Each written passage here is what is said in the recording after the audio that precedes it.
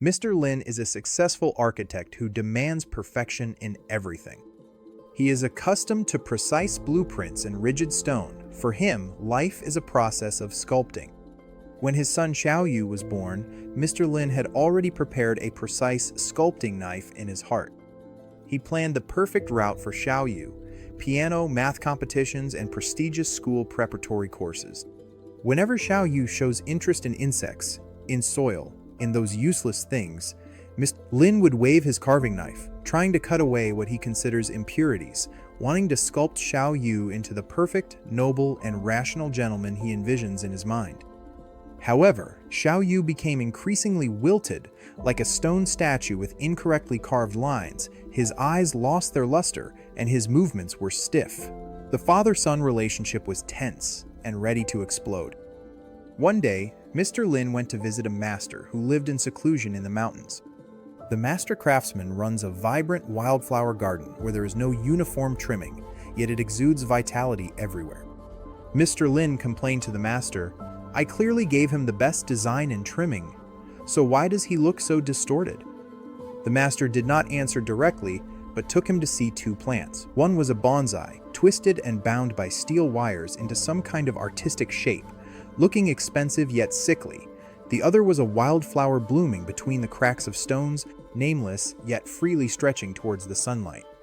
The master said earnestly, "Mr. Lin, children are life, not material.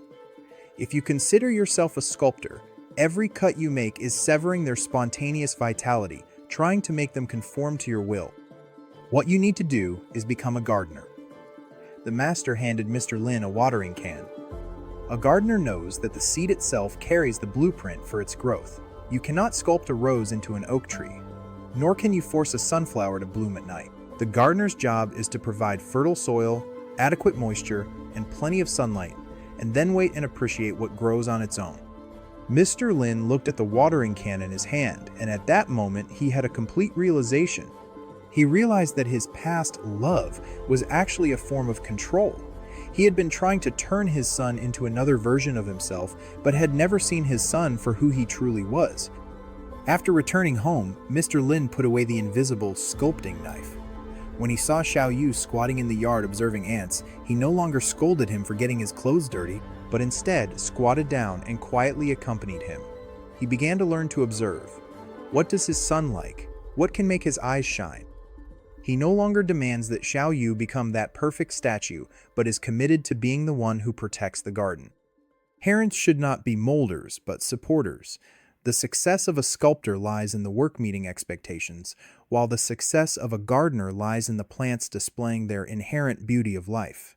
When Mr. Lin learned to let go and nurture, the once withered little sprout, Xiaoyu, finally bloomed under the sunlight of love and freedom, producing a brilliant flower that even an architect could not design.